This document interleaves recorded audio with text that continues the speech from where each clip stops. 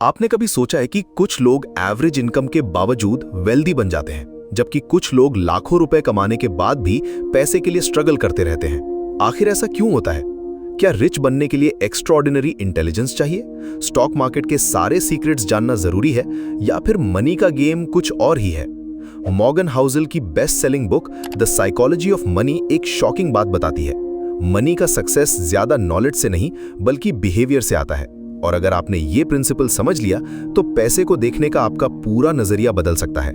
आज की वीडियो में हम इस बुक के 7 सबसे पावरफुल लेसन समझेंगे जो आपकी फाइनेंशियल लाइफ को कंप्लीटली ट्रांसफॉर्म कर सकते हैं। मॉर्गन हाउसेल ने सालों तक लोगों को ऑब्जर्व किया और देखा कि कई बार बहुत इंटेलिजेंट लोग भी फाइनेंशियल मिस्टेक्स कर देते हैं, जबकि एवरेज नॉलेज वाले लोग धीरे धीरे वेल्थ बिल्ड कर लेते हैं। यहीं से पहला लेसन आता है, मनी का गेम नॉलेज का नहीं बिहेवियर का है। सोचिए, 2 लोग हैं, एक हाईली एजुकेटेड इन्वेस्टर जो मार्केट की हर टेक्निकल डिटेल जानता है लेकिन मार्केट गिरते ही पैनिक में सब कुछ बेच देता है, और दूसरा एवरेज नॉलेज रखता है लेकिन पेशेंस के साथ लॉन्ग टर्म सोचता है।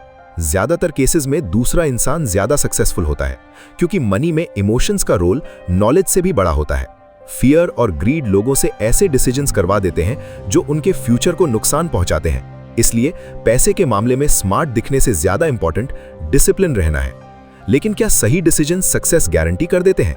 जरूरी नहीं। और यहीं आता है दूसरा लेसन, लक और रिस्क को कभी इग्नोर मत करो। हम अक्सर सक्सेसफुल लोगों की स्ट्रैटेजी कॉपी करने की कोशिश करते हैं, लेकिन हर सक्सेस स्टोरी के पीछे थोड़ा लक भी होता है, और हर फेलियर के पीछे सिर्फ मिस्टेक्स नहीं होती। लाइफ प्रिडिक्टेबल नहीं है, कभी कभी सही डिसीजंस भी गलत रिजल्ट्स देते हैं, और कभी एवरेज डिसीजंस भी अमेजिंग रिजल्ट्स दे देते हैं। इसलिए रिजल्ट्स के बजाय प्रोसेस पर फोकस करो, अच्छे डिसीजंस लो और पेशेंस रखो।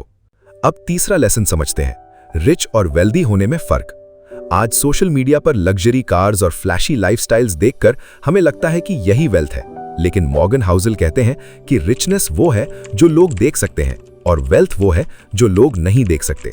एक पर्सन एक्सपेंसिव कार चला सकता है लेकिन उसके पास सेविंग्स ना हो, जबकि कोई सिंपल लाइफ जी रहा हो और उसके इन्वेस्टमेंट साइलेंटली ग्रो कर रहे हों। असली वेल्थ दिखाई नहीं देती, इसलिए लोगों को इंप्रेस करने के लिए पैसे खर्च करने के बजाय फ्यूचर सिक्योर करने के लिए इन्वेस्ट करना ज्यादा इंपॉर्टेंट है। और जब इन्वेस्टमेंट्स की बात आती है तो चौथा लेसन है कंपाउंडिंग की पावर।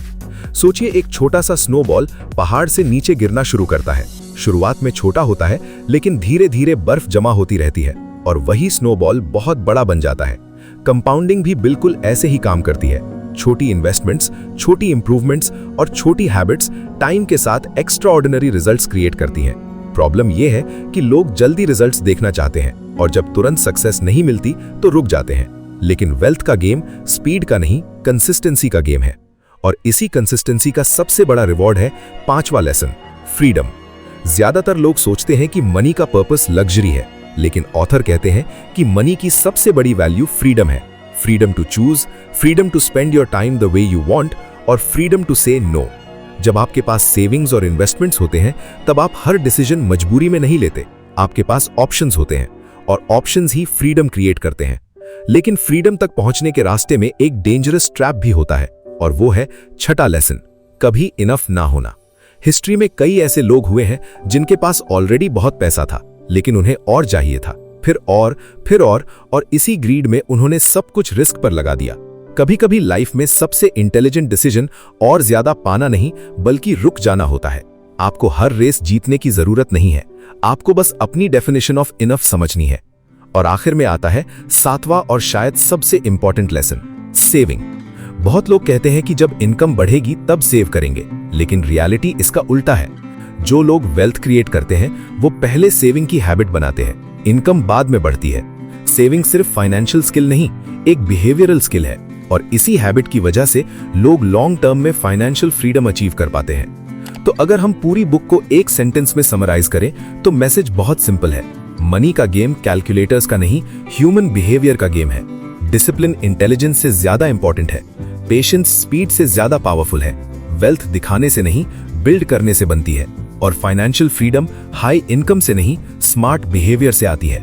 अगर आज की वीडियो से आपने कुछ वैल्यूएबल सीखा हो तो द बुक लेंस को सब्सक्राइब जरूर करिए, क्योंकि यहाँ हम सिर्फ बुक समराइज नहीं करते बल्कि उन आइडियाज को सिंपल लैंग्वेज में एक्सप्लेन करते हैं जो आपको लाइफ, मनी और सक्सेस के गेम में सर्वाइव और ग्रो करने में हेल्प करते हैं।